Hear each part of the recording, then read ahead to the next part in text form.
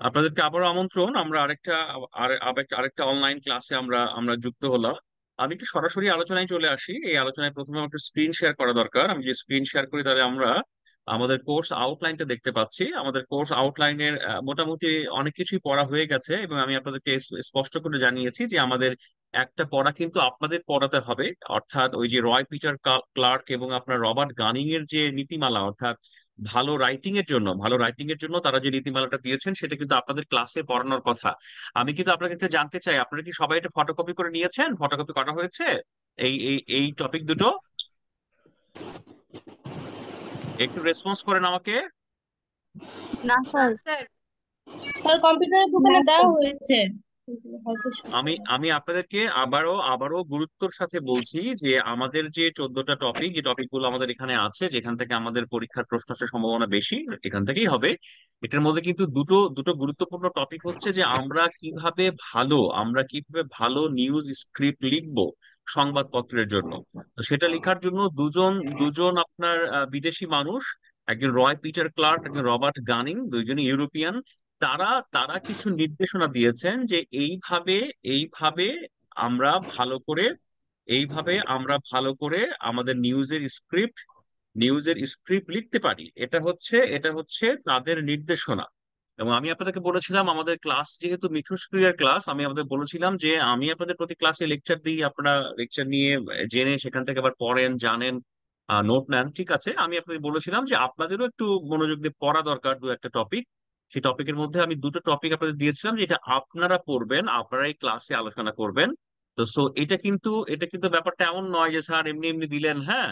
এটা কিন্তু হেলা ফেলা করে ফেলে দেওয়ার জিনিস নয়। আমি কিন্তু এটা আগামী সপ্তাহে যখন আমাদের অফলাইনে ক্লাসটা চলবে, আগামী সোমবার, রবিবারও আছে, রবিবার মনে হয় আমার পরীক্ষা ডিউটি আছে, রবিবার মানে পরে হবে, যাই হোক আমি জানাবো আপনাদেরকে। তখন কিন্তু এটা কিন্তু ক্লাসে আলোচনা করতে হবে, হ্যাঁ। আপনারা যদি মনে করেন স্যার দিয়েছে, এটার কোনো গুরুত্ব নাই, ওকে ফটোকপির দোকানে পড়ে থাক, ঠিক আছে, তাহলে কিন্তু আপনারা বিপদে পড়তে পারেন। ও এটা কিন্তু আগামী ক্লাসে আমি কিন্তু সবাইকে জিজ্ঞাসা করব, সবার কাছে আমি কপিটা দেখতে চাইবো, এবং এই কপিটা নিয়ে এসে সামনে দাঁড়িয়ে, ক্লাসের সামনে দাঁড়িয়ে এক একজন এক একটা পয়েন্ট কিন্তু আপনারা ব্যাখ্যা করবেন। ঠিক আছে? আমি কিন্তু এটা আগামী ক্লাসে জিজ্ঞাসা করবো। তো যারা হয়তো এখনো পর্যন্ত এই কপিটা নেননি, এখনো ফটোকপির দোকানে পড়ে আছে, সেটা কিন্তু অবশ্যই আপনাদেরকে নিতে হবে। ওকে, আমি একটু সামনের দিকে আসি। আমরা হয়তো আগে গত ক্লাসে আমরা পড়েছিলাম হচ্ছে আপনার নিউজ সোর্সের সেকেন্ড ক্লাস আমরা পড়েছিলাম। আজকে আমরা নতুন টপিক শুরু করব। নতুন টপিক শুরু করার আগে আপনাদেরকে আমি একটা ছোট্ট জিনিস দেখিয়ে দিই। এই বইটা আপনারা একটু দেখুন। এই বইটা হয়তো সবার কাছেই আছে, আপনারা হয়তো অলরেডি অনেকেই ফটোকপি করে নিয়েছেন। আমি বলবো যে জানার জন্য, শেখার জন্য, হয়তো অনেক ভালো বই নয়, কিন্তু ভালো বই।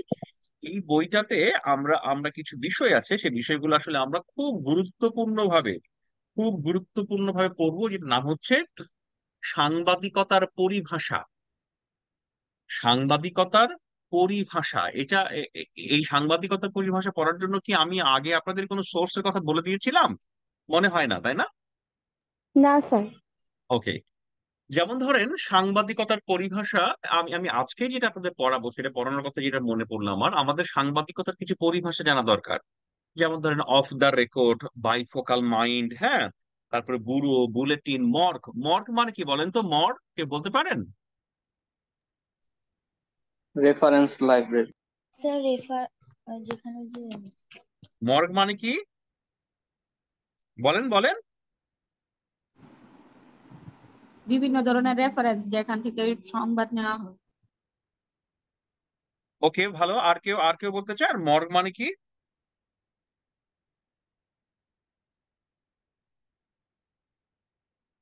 আচ্ছা, আপনারা আপনারা একেবারেই সঠিক বলেছেন। মানে মর্গ মানে হচ্ছে আসলে অনেকে আমাদের, আমার মনে আছে আমরা যখন ইউনিভার্সিটিতে পড়তাম তখন আমার এক বন্ধু বলতো মর্গ, হ্যাঁ, সে উচ্চারণটা মর্গ।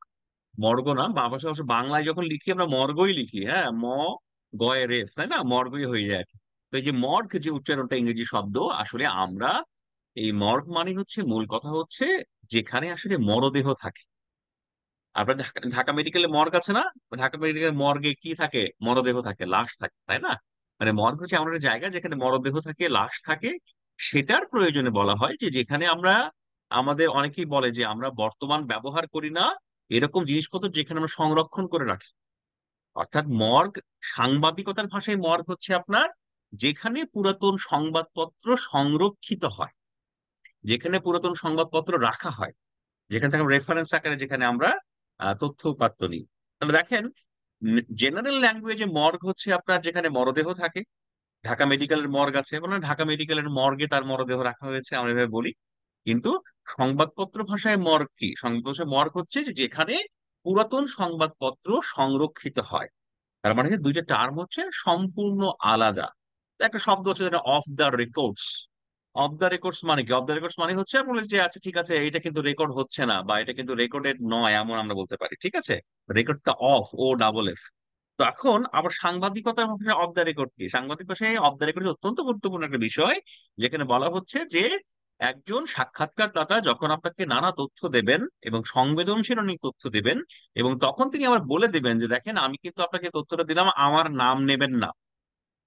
তার মানে হচ্ছে আহ, আমি কিন্তু এই কথাটা বলছি অফ দ্য রেকর্ডস এ। তার মানে হচ্ছে যে আপনি এখানে আমার নামটা উল্লেখ করতে পারবেন না।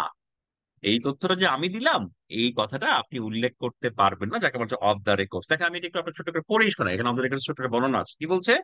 সংবাদের উৎস বা তার কথা বলার সময় এমন কিছু বলে থাকেন বা বলে ফেলেন যা সুনির্দিষ্ট সংবাদ ঘটনা সম্পর্কে পুরোপুরি উপলব্ধি করতে সাহায্য করে, কিন্তু ব্যক্তিগত ও পেশাগত কারণে তার বক্তব্যের এই সব কথা প্রকাশে অনিচ্ছুক থাকেন। অর্থাৎ কথা প্রসঙ্গে কিছু কথা এলেও তা মুদ্রণাকারে প্রকাশিত হবে না।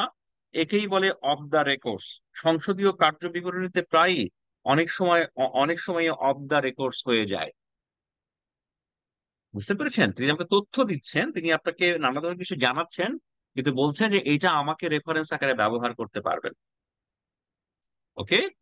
এবং এ খুবই ইন্টারেস্টিং, একজন ধরেন নবিশ সাংবাদিক, যাকে আমরা কাব রিপোর্টার বলি। হ্যাঁ, একটা শব্দ আছে কাব রিপোর্টার, CUB। কাব রিপোর্টার মানে হচ্ছে যিনি হচ্ছে নবিশ সাংবাদিক। নবিশ মানে যিনি নতুন সাংবাদিক। আপনারা যারা সাংবাদিকতা করবেন, যারা শুরুতেই যখন সাংবাদিকতা শুরু করবেন, তাকে আপনার একাডেমিক ভাষায় বলা হয় কাব রিপোর্টার। তো একজন এই কাব রিপোর্টার, তিনি আপনার একজন ব্যক্তির ইন্টারভিউ নিয়েছেন, ইন্টারভিউ নিয়ে বলেছেন এই ব্যাপার। তো তখন ওই ভদ্রলোক আর বলে দিয়েছে যে এই এই তথ্যটা কিন্তু দিও না, এটা কিন্তু অফ দ্য রেকর্ডস আমি বললাম। তো সেই সাংবাদিক বিষয়টা বোঝে নাই, তার এই ধরনের কোনো জ্ঞান নেই। সে আবার কি করেছে, তিনি আবার পত্রিকার পাতাতেই লিখে দিয়েছেন যে এই ভদ্রলোক, এই রাজনীতিবিদ অফ দ্য রেকর্ডসে বলেন। বলছেন কি এক কেলেঙ্কারি অবস্থা আর কি। হ্যাঁ, আচ্ছা যাই হোক, এটা আমি যে কারণে আপনাদেরকে বলছি যে আমাদের যেটা করতে হবে, এই যে সাংবাদিকতার পরিভাষা যেটা যেটা হচ্ছে রিপোর্টিং, সুধাংশু শেখর স্যারের বইটাতে, এখানে আপনার 3-4 পৃষ্ঠায় আপনার সাংবাদিকতার পরিভাষার নানা বিষয় এখানে উল্লেখ করা আছে। যেমন ধরেন একটা শব্দ আছে স্ট্রিঞ্জার। স্ট্রিঞ্জার, মানে স্ট্রিঞ্জার মানে কি? স্ট্রিঞ্জার মানে তো সাংবাদিকতা, স্ট্রিঞ্জার বলতে কি বোঝায় এটা তো আমাকে জানতে হবে।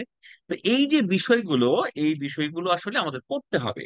তো তাহলে আমরা কি বলছি, রিপোর্টিং বই সুধাংশু শেখর স্যারের এই বইয়ের সাংবাদিকতার পরিভাষা, যেটা শুরু হচ্ছে আপনার 268 পেজ থেকে, 268 পেজ থেকে শুরু হয়ে এটা শেষ হবে হচ্ছে 277 পেজ। 268 পেজে শুরু হয়ে এটা 277 পেজে শেষ হবে। এইটা কিন্তু আপনাদেরকে অবশ্যই ফটোকপি করে পড়তে হবে। আমি একটু স্ট্রিঞ্জার সম্পর্কে বলি আপনাদেরকে।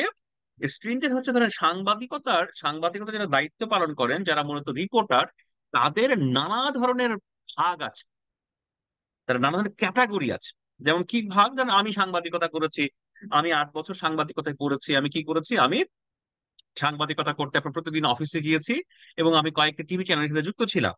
আমি চ্যানেল ওয়ানে কাজ করেছি, আমি ATN বাংলায় কাজ করেছি, যমুনা টিভিতে কাজ করছি, এখন একটু চ্যানেল 24-এ যাই। হ্যাঁ, তো ধরেন এই যে নানা ধরনের সাংবাদিকতার কাজ থাকে, যেমন এখন আমি চ্যানেল 24-এ কি যাই, এখন আমি চ্যানেল 24-এ আপনাদের ইউনিভার্সিটির, জগন্নাথ বিশ্ববিদ্যালয় ইউনিভার্সিটি কর্তৃপক্ষের অনুমতি নিয়ে এখানে আমি আমি আমার অফিস টাইমের বাইরে একেবারে খণ্ডকালীন একটা দায়িত্বে, খুব সামান্য পরিমাণ পারিশ্রমিকে আমি টেলিভিশনে কাজ করি। এটা আমার একটা কাজের গণ্ডি বা কাজের পরিসর। কিন্তু রিপোর্টার কি করে? রিপোর্টার তো আসলে একজন পূর্ণাঙ্গ রিপোর্টার, সকালে অফিসে যান, 8 ঘন্টা, অনেক ক্ষেত্রে 8 ঘন্টা হয় না, 9-10 ঘন্টা অফিস করেন, প্রতিদিন বাসায় আসেন, সপ্তাহে একদিন আপনার তিনি ছুটি পান। আবার কি হয়, কিছু কিছু রিপোর্ট আছে, যেমন ধরেন বাংলাদেশের চ্যানেল 24-এর 400 জন সংবাদ, 400 জন কর্মী আছেন, তার মধ্যে হয়তো সাংবাদিক হচ্ছে 150 জন, টেকনিক্যাল স্টাফ অনেকেই থাকেন। এখন কথা হচ্ছে, ধরেন চ্যানেল 24 একজন প্রতিনিধি আছে ধরেন অস্ট্রেলিয়াতে, অস্ট্রেলিয়ার ব্রিসবেনে। হয়তো আমি যখন চলে যাবো তখন তো আমি হয়তো চ্যানেল 24 অস্ট্রেলিয়ার প্রতিনিধি হয়ে যাবো। হ্যাঁ, তা আমি যখন ধরেন অস্ট্রেলিয়ার ব্রিসবেনে যাব, ব্রিসবেনে কাজ করব, তখন কি আমি প্রতিদিন অফিস করতে পারবো বাংলাদেশে? নো। তখন কি আমি আপনার প্রতিদিন নিউজ পড়াতে পারবো? নো।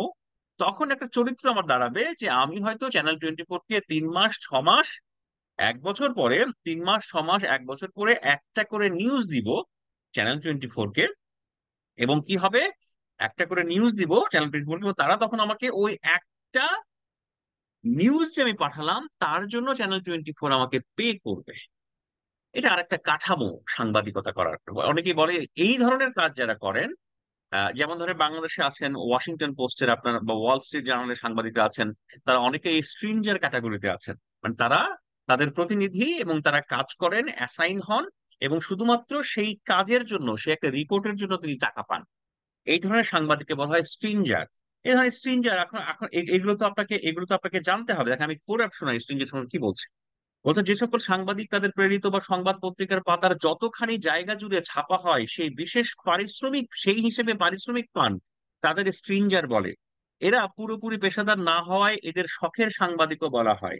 1960 সালে সংবাদপত্র ওয়েস্ট বোর্ডে আমাদের দেশে মফস্বল সাংবাদিকদের শখের সাংবাদিক বা স্ট্রিঞ্জার বলে অভিহিত করা হয়েছিল। যদিও আসলে মফস্বল সাংবাদিকরা এখন স্ট্রিঞ্জেন্ট নয়, তারা হচ্ছে পুরো দমের সাংবাদিক, আগে বলা হতো 1960-এর দশকে। তো সেটা একটা আপনাদেরকে পড়তে হবে। তো দেখুন এই যে ছোট ছোট ছোট ছোট টার্ম গুলো, ছোট ছোট টার্ম গুলো, এই টার্ম গুলো কিন্তু আপনার পড়তে হবে। যেমন খুব ইন্টারেস্টিং টার্ম আছে এখানে আর কি। হ্যাঁ, হচ্ছে কিল, KILL। কিল মানে কি বলেন তো? কেউ একটু বলেন আমাকে, কিল বলতে আপনি কি বোঝান? কিল বলতে আপনারা কি বোঝান একটু আমাকে বলেন। হত্যাকাণ্ড। কিল বলে হত্যাকাণ্ড, কিলিং করা, তাই না? দ্যাট পার্সন ইজ কিল্ড, ও তো কিল্ড হয়েছে, ও কিলিং এর শিকার হয়েছে। আমরা এইটা বুঝি আপনার স্কিল বলতে হত্যাকাণ্ড। কিন্তু সাংবাদিকতা কিল বলতে কি বোঝায়? আপনি যে অফিসের বসকে বললেন যে বস, আপনি আপনি আমার নিউজটা কিল করে দিলেন, আপনি আমার নিউজটা কিল করে দিলেন। এখন কোনো এই কিল খবরে মানে আংশিক বাদ দেওয়াকে কি বলা হয়? বাদ করে দিয়েছে মেবি সংবাদটা বাদ করে দেওয়া, কি করে দেয়া? কেটে দিয়েছে, কোনো কেটে দেওয়া বা সংবাদ, বাদ করে দেওয়া। কোনো আংশিক কোনো কিছু বাদ দেওয়াকে কি বলা হয়? আচ্ছা, আপনি বলছেন আংশিক, আমি একটু পড়ে শোনা এখানে কি বলছে। এখানে কিল বলছে, ইতিমধ্যে কম্পোজ হয়ে গেছে এমন সংবাদ কাহিনী নষ্ট করার নির্দেশককে কিল বলে। অর্থাৎ কোনো কারণে কোনো সংবাদ কাহিনী পুরোটা বা আংশিক বাদ দেওয়ার নাম হচ্ছে কিল। আমরা জানি একটা সংবাদ কিভাবে কাভার হয়। একটা সংবাদ কাভার হয় হচ্ছে একজন রিপোর্টার হচ্ছে আপনার তার অ্যাসাইনমেন্ট এডিটর দ্বারা নির্দেশিত হয়ে একজন রিপোর্টার কি করেন, একটা সংবাদ কাভার করেন। একটা সংবাদ কাভার করেন, কাভার করার সময় তথ্য উপাত্ত নেন, নোট নেন, তারপর তিনি অফিসে ফেরত আসেন, তারপর নিউজটা কম্পোজ করেন, লিখেন। লিখার পরে তিনি একটা একটা কাগজ আকারে, কম্পোজ আকারে তিনি তার এডিটরকে দেন যে ভাই এই যে নিউজটা লিখছি এটা একটু দেখেন। এখন তখন কি হয়, আপনারা জানেন যে বাংলাদেশের সাংবাদিকতায় নানা ধরনের চাপ থাকে। হ্যাঁ, রাষ্ট্রীয় চাপ থাকে, রাজনৈতিক চাপ থাকে, হ্যাঁ, তারপরে আপনার বিভিন্ন গোষ্ঠীর চাপ থাকে, অনেক সময় আইন শৃঙ্খলা রক্ষাকারী বাহিনীরও চাপ থাকে, নানা ধরনের প্রেশার থাকে। তো এই যে নানা ধরনের প্রেশার, এই যে নানা ধরনের কাজ, এই নানা ধরনের প্রেশার, নানা ধরনের কাজ, এইটার কারণে কি হয়, অনেক সময় একজন সাংবাদিক, অনেক সময় আপনার কপিটা, যে কপিটা আপনি লিখেছেন সেই কপিটাও আপনার অযোগ্য বলে বিবেচিত হতে পারে, যে এটা হয়নি কিছু। হ্যাঁ, এটা এটা এটার মধ্যে আপনার অন্যকে অবমাননা করা হয়েছে। হ্যাঁ, তো এই যে নানা বিষয় বিষয় থাকার পরে কি হয়, ওই এডিটর কি করেন, ওই কপিটাকে বলেন এই এইটার এই অংশ কিল করো, এইটুকু যাবে না। অথবা কি বলে, আচ্ছা এটা কিছু হয় নাই। এটা নর্মালি এখন আপনার হয় কি, এডিটর একটু রাগের হয়, তারা একটু রাগী মানুষ হয় আর কি। অনেকে বলে, "এই, এটা কি লিখছো, এটা কিছু হয় না", এই বলে পুরো কপিটা ফালাই দেন। এর মানে কি? এর মানে হচ্ছে তিনি স্টোরিটাকে কিল করে দেন। এই দেখেন সাংবাদিকতায় যে কিল, হ্যাঁ, এই যে সাংবাদিকতায় যে কিল করা, এই কিল করা গুলো তো আপনাকে জানতে হবে। তো সো আপনাদের জন্য কাজ হচ্ছে এই পরিভাষার বিষয়গুলো আগামী দিনই আপনার একেবারে ফটোকপি করে পুরো বিষয়টা পড়ে ফেলা। Is it clear? I think G clear. Sir. Okay. G sir. আচ্ছা, আমরা একটু আরেকবার ফিরি। আমরা একটু কোথায় ফিরবো, আমরা একটু আরেক জায়গায় ফিরবো, যার নাম হচ্ছে আমাদের আমাদের কোর্স আউটলাইন। কোর্স আউটলাইনের মধ্যে আমাদের 13 নম্বর যে কোর্স আউটলাইন, যে টপিকটা আমরা শুরু করছি, এটার নাম হচ্ছে interviewing, doing the research, setting the interview guideline to follow, conducting the interview, after the interview. আমাদের আজকের আলোচনাটা হচ্ছে ইন্টারভিউ নিয়ে। আপনারা দেখুন, আমি আপনাদেরকে খুব একটু স্পষ্ট করে দেখাচ্ছি যে একটা সংবাদ মাধ্যমের ইন্টারভিউ ইন্টারভিউ ইন্টারভিউ কতটা কতটা কতটা গুরুত্বপূর্ণ। ইন্টারভিউ কতটা গুরুত্বপূর্ণ আপনারা জানেন। আজকের প্রথম আলোটা আপনারা দেখতে পাচ্ছেন, আজকের প্রথম আলো পত্রিকাটা আপনাদের সামনে আছে। আমি প্রথম আলোটা আপনাকে অন্যভাবে দেখাতে পারবো। আমার আমার ল্যাপটপে আপনার প্রথম আলোর প্রথম আলো আপনার আমি সাবস্ক্রাইব করতে পারি।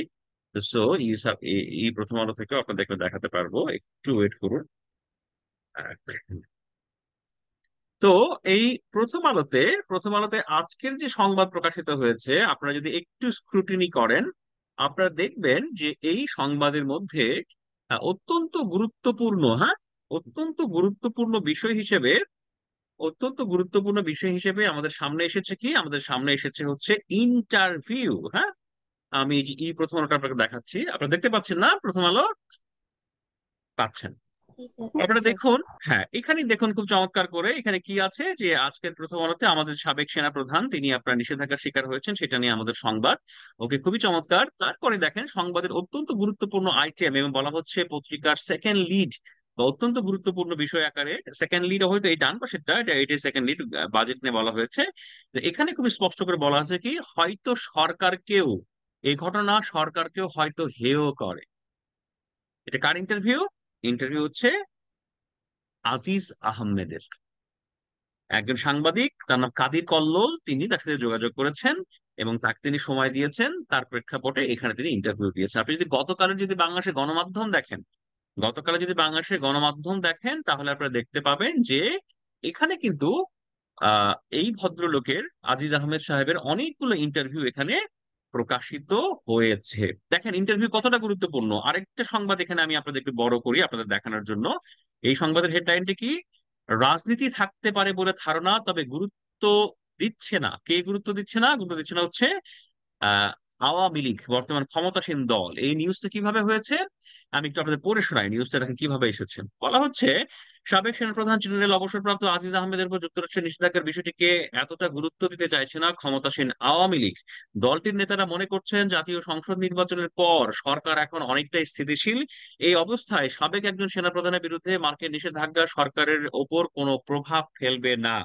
আওয়ামী লীগের নীতি নির্ধারণী পর্যায়ে দুইজন নেতা, মন্ত্রী পরিষদের একজন সদস্যের সাথে বিষয়টি নিয়ে কথা হয়। এই যে দেখেন, তার এই নিউজটার একেবারে সোর্সটা কি, বলা হচ্ছে কি, আওয়ামী লীগের নীতি নির্ধারণী পর্যায়ের দুইজন নেতা, মন্ত্রিসভার একজন সদস্য। আওয়ামী লীগের অত্যন্ত সিনিয়র দুইজন নেতা এবং মন্ত্রিসভার একজন সদস্য, যারা হয়তো নাম প্রকাশ করতে চায়নি, নাম প্রকাশ না করলে তাদের নামই দিয়ে দিত। কি বলা হয়েছে, তাদের সাথে কথা বলে এই সংবাদটি তৈরি করা হয়েছে। তারা মনে করছেন এর পিছনে যুক্তরাষ্ট্রের রাজনৈতিক উদ্দেশ্য থাকতে পারে, কিন্তু বিষয়টি নিয়ে সরকার বা আওয়ামী লীগের বিচলিত হওয়ার কিছু নেই। এটা নিয়ে দলে বা সরকারের আনুষ্ঠানিক কোনো আলোচনা হয়নি। আজিজ আহমেদের নিষেধাজ্ঞার বিষয়টি বড় করে দেখছে না সরকার বা আওয়ামী লীগ। নির্বাচনের আগে এই নিষেধাজ্ঞার ঘোষণা এলে হয়তো সামরিক বেসামরিক আমলাদের মধ্যে এর প্রভাব পড়তো। দেখেছেন, বলা হচ্ছে তারা কথা বলেছেন, সেটা নিয়ে আপনার ইন্টারভিউটা দিয়েছেন আর কি। হ্যাঁ, ওকে। তাহলে খেয়াল করে দেখেন আমাদের সংবাদের একটা অত্যন্ত গুরুত্বপূর্ণ বিষয় হচ্ছে কি, সাক্ষাৎকার। সাক্ষাৎকার মাস্ট, একজন সাংবাদিককে সাক্ষাৎকার নেওয়া শিখতেই হবে। আমি যদি সাক্ষাৎকারের কথা আসি, আমি একটা স্লাইড আপনাদেরকে দেখাই। আপনারা কি একটা স্লাইড দেখতে পাচ্ছেন এখন? ইন্টারভিউইং। জি না স্যার। না স্যার। না স্যার। ওকে ওকে, ইন্টারভিউইং দেখতে পাচ্ছেন না? ইন্টারভিউইং দেখতে হবে। এখন কি দেখা যাচ্ছে? জি স্যার। জি স্যার, দেখা যাচ্ছে। জি স্যার। ওকে, এখন ইন্টারভিউ দেখা যাচ্ছে। এখানে অনেকগুলো ছবি আছে, আপনারা বুঝতেই পাচ্ছেন যে সাংবাদিকের জন্য ইন্টারভিউ হচ্ছে অত্যন্ত গুরুত্বপূর্ণ বিষয়। দেখেন এখানে কি বলা হয়েছে, সাংবাদিক গুরুত্বপূর্ণ বিষয় সংবাদ সাক্ষাৎকারের শুরুতেই কি বলা হলো, শুরুতেই বলা হচ্ছে এরকম যে সাংবাদিকতায় সাক্ষাৎকার হচ্ছে একটি বিশেষ হাতিয়ার। সাক্ষাৎকার বিশেষজ্ঞ, জ্ঞানী, গুণী ও তথ্য সম্পন্ন মানুষের সাথে সাধারণ মানুষের জ্ঞানের সেতু বন্ধন রচনা করে। এটা কে বলেছেন? এডওয়ার্ড প্রাইস বেল, একজন তাত্ত্বিক। আবারও পড়ি আমি, সাংবাদিকতায় সাক্ষাৎকার একটি বিশেষ বিশেষ খোলা, হ্যাঁ, লিখিত খোলা, হ্যাঁ। সাংবাদিকতায় সাক্ষাৎকার একটি বিশেষ হাতিয়ার। সাক্ষাৎকার বিশেষজ্ঞ, জ্ঞানী, গুণী ও তথ্য সমৃদ্ধ মানুষের সাথে সাধারণ মানুষের জ্ঞানের সেতু বন্ধন রচনা করে। ওকে, একজন সাংবাদিককে সাক্ষাৎকার নিতেই হয়। দেখেন, বিশেষজ্ঞ ধরেন, এই যে বাংলাদেশে আগামী 2-3 দিন পরে একটা বড় ধরনের একটা ঝড় আসতেছে আর কি, হ্যাঁ। সাগরে মনে হয় অলরেডি লঘুচাপ সৃষ্টি হয়েছে। আপনার বাইরের আবহাওয়া দেখে বুঝতে পারছেন আবহাওয়া একটু গুমোট হচ্ছে। তো এই যে লঘুচাপটা কখন আসবে, কিভাবে আসবে, কোথায় আঘাত করবে, এটা কি আপনি আমি বলতে পারবো, না একজন আবহাওয়াবিদ বলতে পারবে? একজন আবহাওয়াবিদ বলতে পারবে, তাই না? তো তিনি এই সঙ্গে বিশেষজ্ঞ, তাই তো। ধরেন, এই যে বাংলাদেশে গতকাল একটা একটা রিপোর্ট দিয়েছে, বাংলাদেশে গতকাল একটা রিপোর্ট দিয়েছে হচ্ছে আহ বাংলাদেশের মানুষের মুক্ত মত প্রকাশের স্বাধীনতা নিয়ে। মুক্ত মত প্রকাশের স্বাধীনতা নিয়ে কত একটা রিপোর্ট দিয়েছে। রিপোর্টটা কারা দিয়েছে, রিপোর্টটা কি কেউ বলতে পারেন?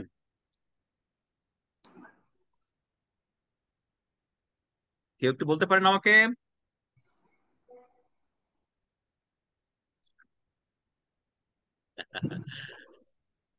আমি আপনাদেরকে করজোর করে বলছি, আমি আপনাদের করজোর করে বলছি, কর মানে হাত, হ্যাঁ, করজোরে বলছি, আল্লাহর ওয়াস্তে আপনারা সবাই বিসিএস অফিসার হন, পুলিশ হন, ট্যাক্সে যান, কাস্টমে যান, এখন থেকে বিসিএস করেন।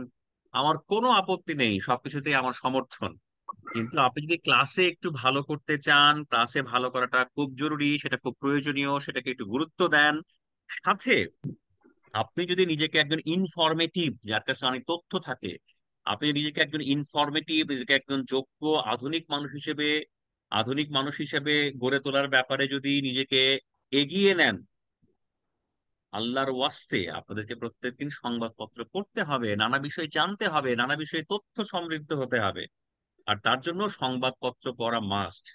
আমি নিশ্চিতভাবে বলতে পারি আপনাদের সবার কাছে স্মার্টফোন আছে, সবাই আপনার স্মার্টফোন ব্যবহার করেন, সবারই ফেসবুক অ্যাকাউন্ট আছে, এবং সেখানে অনেক তথ্য উপাত্ত জানার, সংবাদ পাঠ করার, নিজেকে তথ্য সমৃদ্ধ করার অনেক লিঙ্কস আপনারা পান। আমি আপনাদেরকে অনুরোধ করব, ফেসবুকে বা সোশ্যাল মিডিয়াতে নানা কারণে সময় ব্যয় করার পাশাপাশি এই পড়াশোনাগুলো একটু করতে হবে। যেমন আমি নিশ্চিত করে বলতে পারি, গতকালই আর্টিকেল 19 নামে একটা সংগঠন, তারা সারা বিশ্বের মানুষের আহ মুক্তভাবে মত প্রকাশের উপরে একটা সূচক প্রকাশ করেছেন। এই সূচক প্রকাশে 100-র মধ্যে বাংলাদেশ পেয়েছে মাত্র 12। খুব খারাপ অবস্থা, এবং এটা খুব গুরুত্বপূর্ণ বিষয়, হ্যাঁ। কিন্তু দেখেন, আপনারা সাংবাদিকতা বিভাগের শিক্ষার্থী হয়ে এই বিষয়ে আপনারা কিছুই জানেন না। ব্যাপারটা খুব দুঃখের না, বলেন তো? আপনাদের কি মনে হয়? ব্যাপারটা কি খুব দুঃখের না আনন্দের? দুঃখের স্যার। দুঃখের, কারণ আপনাকে আপনাকে আসলে পড়াশোনার মধ্যে থাকতে হবে। এই যে দেখেন, আমি আপনাদেরকে দেখাই, হ্যাঁ, আপনাকে আমি একটু দেখাই।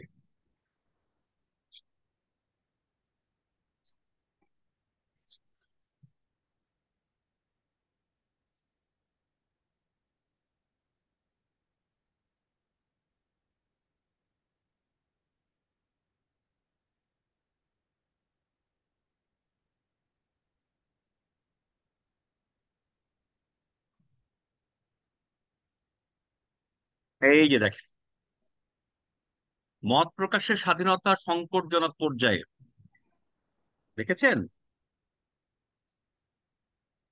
মত প্রকাশের স্বাধীনতা সংকটজনক পর্যায়ে। আর খেয়াল জি খেয়াল করে স্যার। দেখুন, বাংলাদেশে যারা সাংবাদিকতা নিয়ে পড়াশোনা করে, মত প্রকাশ, তথ্য নিয়ে পড়াশোনা করে কাজ করে, তাদের জন্য এটা একটু জানতে হবে না? এটা একটু গুরুত্বপূর্ণ সংবাদ না, আপনি বলুন? তো সাংবাদিকতার শিক্ষার্থী হিসেবে আমি যদি আপনাদেরকে বলি যে এই তথ্যটা আপনারা পেয়েছেন কিনা, এই তথ্যটা আপনারা পেয়েছেন কিনা, সেই তথ্য তো আপনাদের পেতে কষ্ট হওয়ার কথা নয়, বা আমি তো জিজ্ঞাসা করতেই পারি। আমি নিশ্চিত করে বলতে পারি, আপনারা যখন সোশ্যাল মিডিয়া ব্যবহার করেন, যদি ধরেন কোনো বলিউডের কোনো নায়িকার যদি বিয়ে হয়, বলিউডের নায়িকার যদি কোনো আপনার নতুন করে প্রেম হয়, কেউ যদি মা হতে যান, হ্যাঁ, কারো যদি আপনার প্রেমের সম্পর্ক ভেঙে যান, আমি নিশ্চিত করে বলতে পারি এই ধরনের তথ্যপত্র হয়তো আপনাদের কাছে 5 মিনিটের মধ্যে পৌঁছে যায়, এবং সেই তথ্য দ্বারা আপনি সমৃদ্ধ হন। কিন্তু সাংবাদিকতার শিক্ষার্থী হিসাবে সাংবাদিকতার শিক্ষার্থী হিসাবে আমি আপনাদেরকে বলছি যে আমি আপনাদেরকে বলছি যে এই বিষয়গুলো সম্পর্কে কিন্তু আপনাদের জানতে হবে। যেমন টিআইবি রিপোর্ট দেয় দুর্নীতির সূচক, এটা আপনাকে পড়তে হবে। এই যে বাংলাদেশের সাংবাদিকতার, বিশ্বের সাংবাদিকতার অবস্থানে বাংলাদেশের অবস্থান কত, সাংবাদিকদের স্বাধীনতা, সাংবাদিকদের গুণগত মান, সাংবাদিকতার রেটিংস, এই রেটিংসটা কে প্রকাশ করে বলতে পারেন কেউ একজন আমাকে? Sir reporters without border. তার পুরো নাম কি? পুরো নামই আপনি বলেছেন, সংক্ষেপ নাম কি, কি বলে বলেন তো? আমরা বললেন ইউএন, ইউএন মানে কি? United Nations. আপনি বলেন রিপোর্টার উইদাউট বর্ডার, খুবই চমৎকার, খুব দারুণ, আপনি দারুণ করে বলেছেন, আপনাকে আমি সাধুবাদ জানাই। কিন্তু এর সংক্ষিপ্ত নাম কি বলেন তো?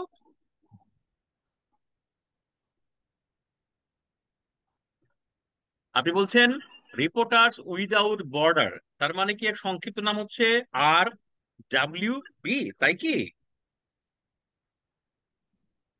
ব্যাপারটা কি তাই? নো। এটাই তো হওয়ার কথা স্যার। এই দেখেন, খেয়াল করে দেখেন, তাহলে এইটাই আপনার মনে হচ্ছে যে অ্যানথ্রোপোলজি, আর রিপোর্টার্স। S F. আপনি হিস্টোরি, বলছেন reporter, wait, reporter AI school without, department. Reporter without border, আর, আর তে রিপোর্টার, ডাব্লিউ তে উইদাউট, বি তে বর্ডার, আর ডাব্লিউ বি, এর ব্যাপারটা তা নয়। এইটা যে সংগঠন আপনার রিপোর্টটা দেয় তার নাম হচ্ছে আর এস এফ। এটা একটা ফরাসি সংগঠন, তার আপনার পুরো নাম হচ্ছে reporters Sans frontiers, reporters Sans frontiers, আর এস এফ, এটা ফরাসি শব্দ, যার বাংলা হচ্ছে, তার ইংরেজি হচ্ছে রিপোর্টার উইদাউট বর্ডার। দেখেন, সাংবাদিকতার সূচক যে সংগঠনটা প্রকাশ করে তার নাম হচ্ছে আর এস এফ, আর এস এফ। আমি আপনাদেরকে একটা ছোট্ট অ্যাসাইনমেন্ট দিলাম, এই আর এস এফ এর সর্বশেষ যে সূচক, একটু খাতা কলম আছে সবাই আপনার কাছে? খাতা কলম, জি স্যার। একটু খাতা কলমে লিখেন আর এস এফ কি, আর এস এফ কি। আর এস এফ এর বাংলাদেশের সাংবাদিকতার স্বাধীনতার সূচক।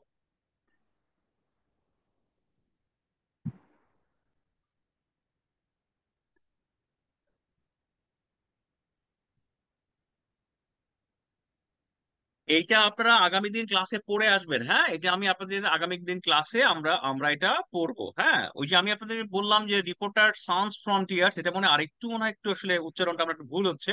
এটা যে উচ্চারণটা ওই ফরাসি শব্দ, তো ওটা মনে হয় লেখাটা মনে হয় এরকম S A S, S A S double C, এরকম একটা শব্দ আর কি। এটা মনে হয় সঠিক উচ্চারণ মনে হচ্ছে রিপোর্টার্স স, মানে দন্ত স, দন্ত সর করে চন্দ্রবিন্দু, রিপোর্টার স ফ্রন্টিয়ার্স, এমন মনে হয় আর কি, হ্যাঁ।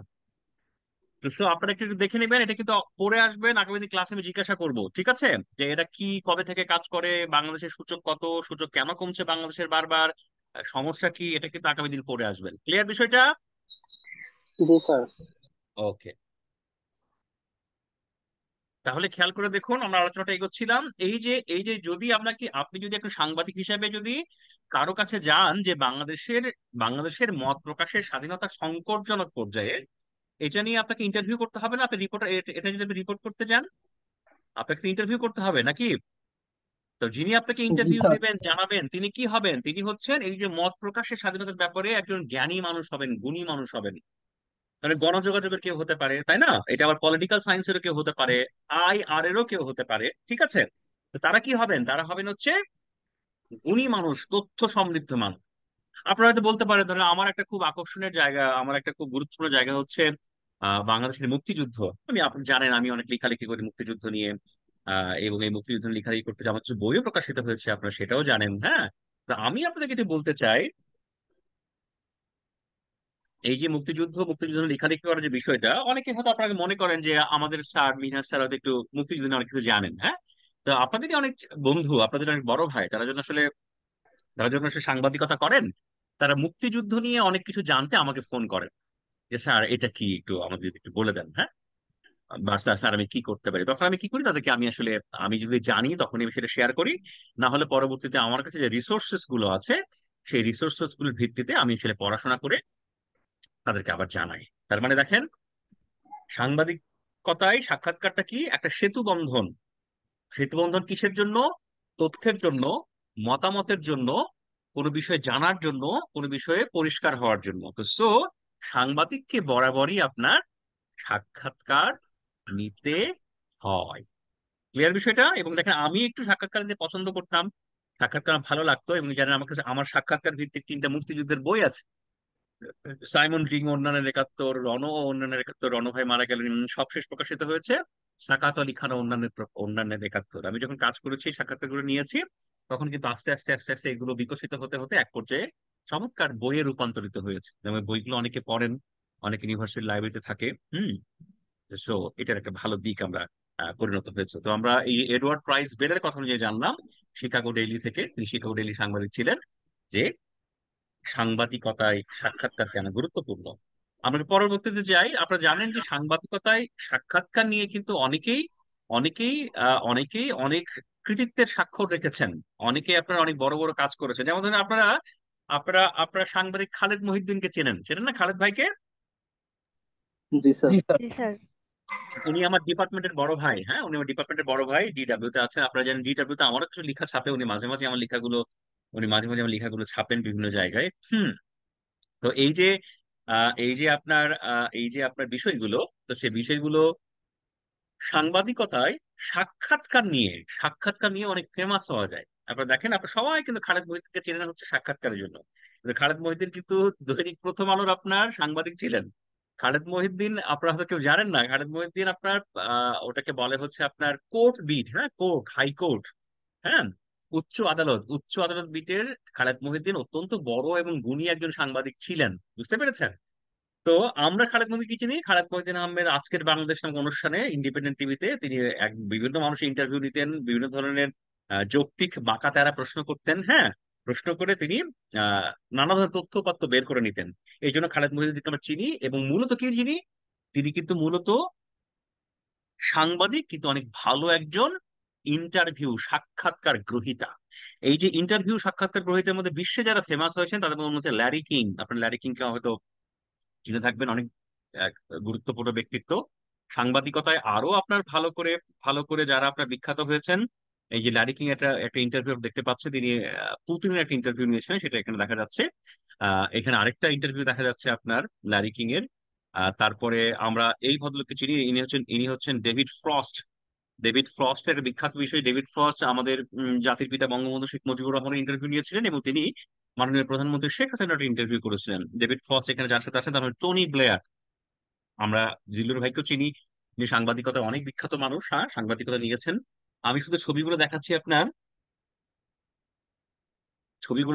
আপনার টেলিভিশন সাংবাদিকদের। আমি আপনাদেরকে কিছু উদাহরণ দিয়ে রাখবো হচ্ছে আপনার পত্রিকার সাংবাদিকদের, আমাদের কাগজের মুদ্রণের মাধ্যমে, সেটাও আমি আপনাদের শেয়ার করবো একটু পরে।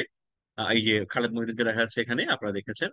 হ্যাঁ, খালেদ মহিউদ্দিন ভাই তিনি ইন্টারভিউ নিয়ে বিখ্যাত হয়েছেন। ওকে, এইটা খুব ইন্টারেস্টিং পয়েন্ট। হ্যাঁ, যে সংবাদ সাক্ষাৎকারের ইতিহাস বলা হচ্ছে জেমস গর্ডন বেনেট তার নাম, তাকে বলা হয় যে সাংবাদিকতায় সাক্ষাৎকারের জনক বা স্রষ্টা।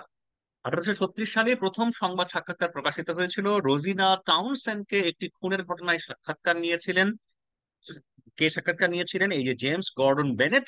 নিউ ইয়র্ক হেরাল্ড একটা পত্রিকা, সেই পত্রিকাতে প্রথম একটা সাক্ষাৎকার প্রকাশিত হয়েছিল।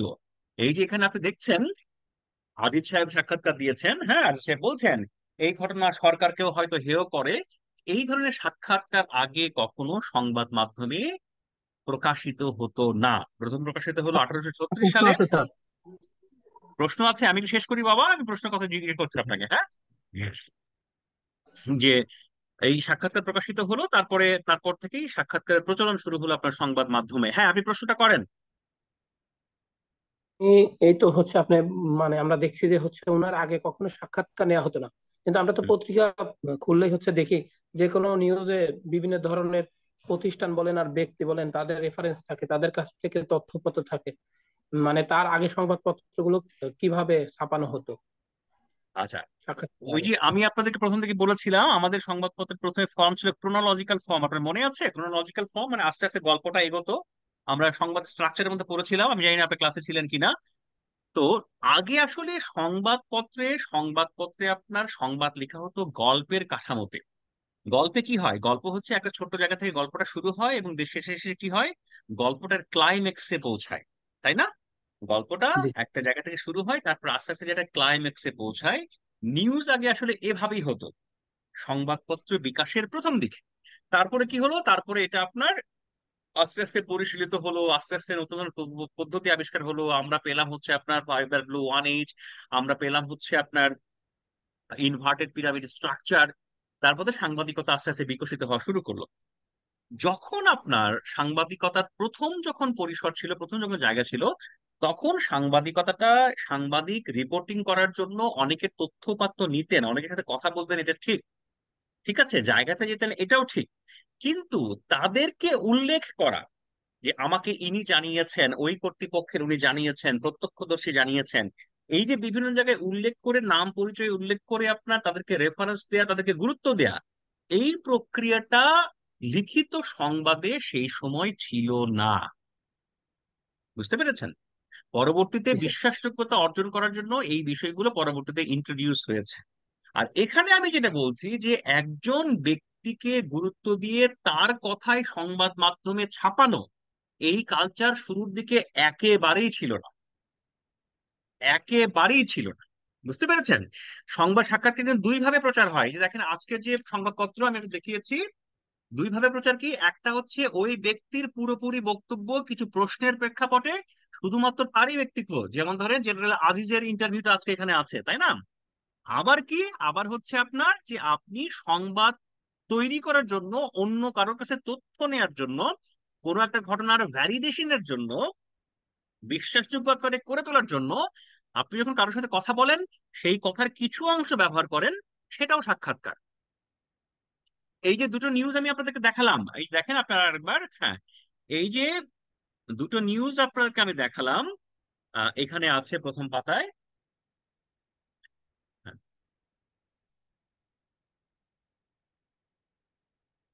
দেখেন এখানে কিন্তু দুটো ফর্মে সাক্ষাৎকার ব্যবহার করা হয়েছে। একটা ফর্ম কি, এই ঘটনা হয়তো সরকারকেও হেয় করবে। এই যেখানে খুব স্পষ্ট করে বলা হয়েছে, কাদির কল্লোল ভাই একজন বিবিসিতে ছিলেন,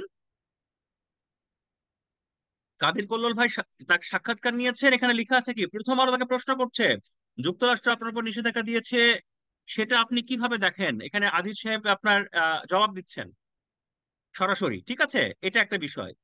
তারপরে দেখেন আরেকটা জায়গায়, এটা সাক্ষাৎকারের একটা ফরম্যাট যেটা ব্যবহার করা হচ্ছে। তারপরে যদি আমি আরেকটা সংবাদে যাই, তারপরে যদি আমি আরেকটা সংবাদে যাই, যে সংবাদে বলা হচ্ছে কি, যে সংবাদে বলা হচ্ছে কি, আওয়ামী লীগের নীতি নির্ধারণের পর্যায়ে দুইজন নেতা মন্ত্রিসভার একজন সদস্যের সঙ্গে বিষয়টি নিয়ে কথা হয়, মনে করেন। দেখেন এখানে কিন্তু সরাসরি প্রশ্ন দেওয়া আছে, তার এগেনস্ট উত্তর, ব্যাপারটা কিন্তু এমন নয়।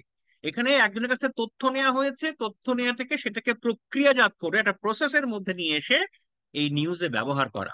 আপনারা জানেন সাংবাদিকতার যে আপনারা সংজ্ঞা পড়েছেন, হ্যাঁ,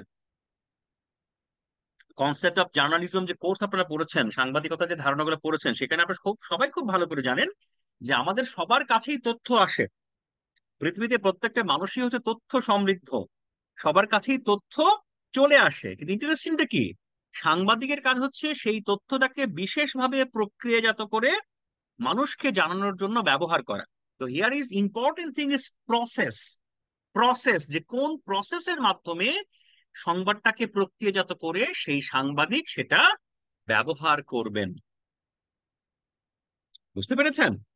তো সো এই প্রসেসটাই করেন একজন রিপোর্টার, একজন সাংবাদিক। এখানে যেমন সরাসরি ব্যবহার করা হয়েছে, ওখানে ব্যবহার করা হয়েছে কিয়দাংশ, কিছু অংশ। ক্লিয়ার বিষয়টা? জি স্যার। জি ওকে, স্যার। একটু সামনের দিকে যাই।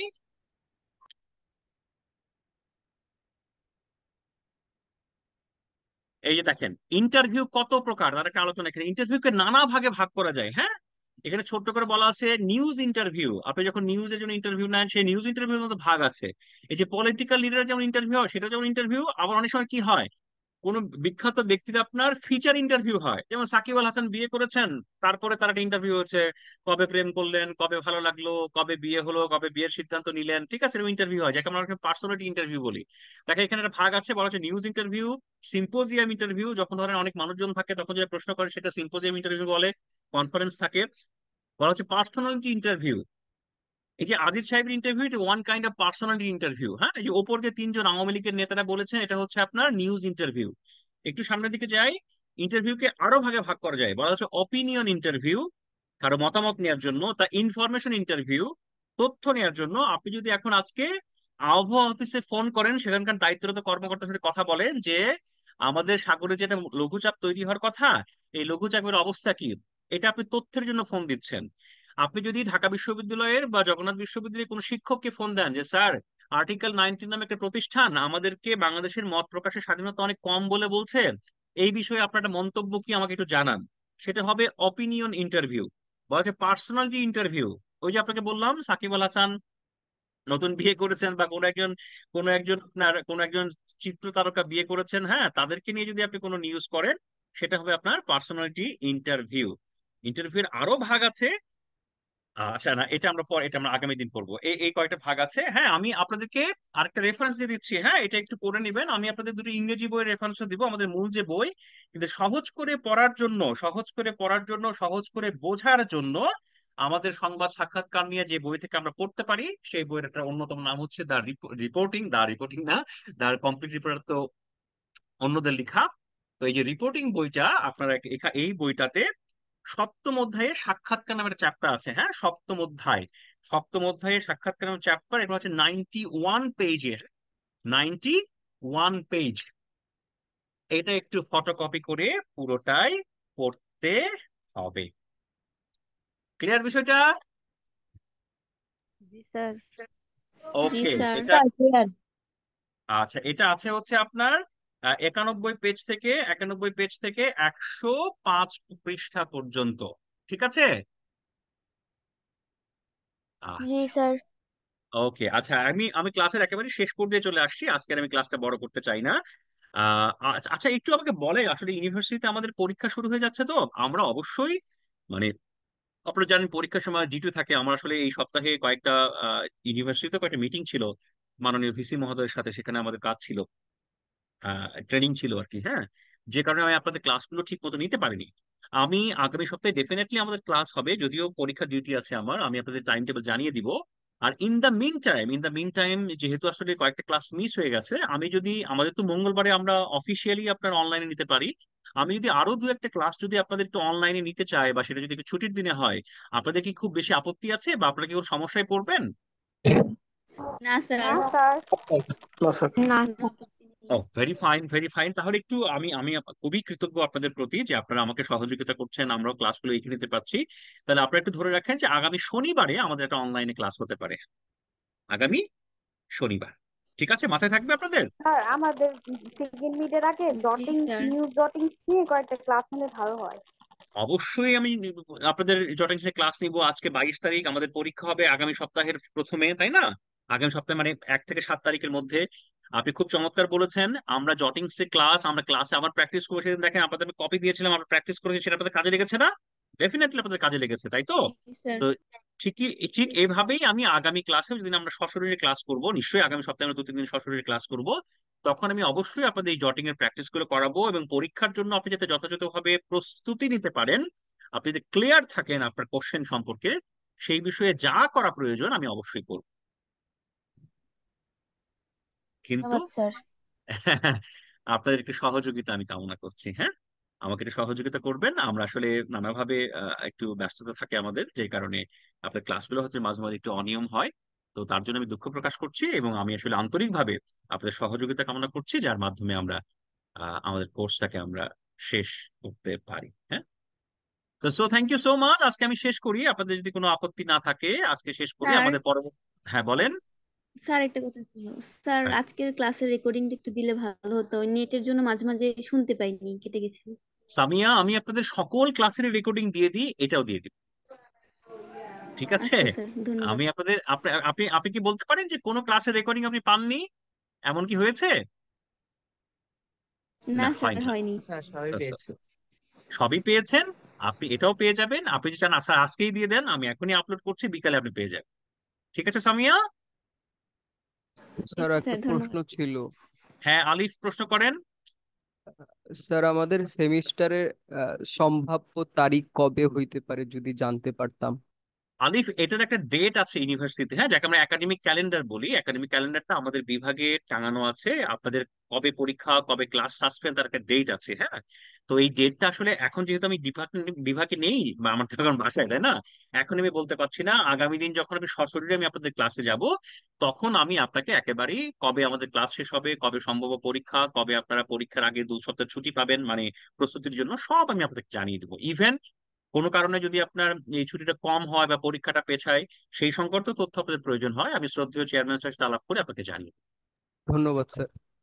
ওকে, আর কারো কোনো প্রশ্ন?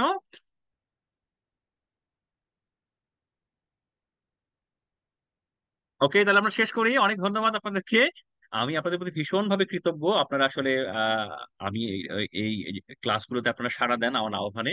আমি আপনাদের কৃতজ্ঞতা প্রকাশ করছি। আর আপনারা চাইলে, আমি এখন বাই বলবো, আপনারা চাইলে আপনাদের ভিডিওটা একটু অন করতে পারেন। আপনাদেরকে আমি একটু সরাসরি হ্যালো, মানে দেখা অবস্থায় হ্যালো বলতে চাই। তবে এর বাধ্যতামূলক নয়, কেউ না চাইলে অবশ্যই ভিডিও অন করতে হবে না। সো তারপরে যদি আপনারা কেউ চান, আমি আপনাদেরকে একটু আপনাদের চেহারা দেখে ভাই বলতে চাই। মেহেদী তরঙ্গকে দেখা যাচ্ছে, Tarang thank you so much. আব্দুল হাকিমকে দেখা যাচ্ছে, আসাদুজ্জামান শুভকে দেখা যাচ্ছে। শুভ চমৎকার স্পোর্টস শার্ট পরেছেন, খুবই চমৎকার।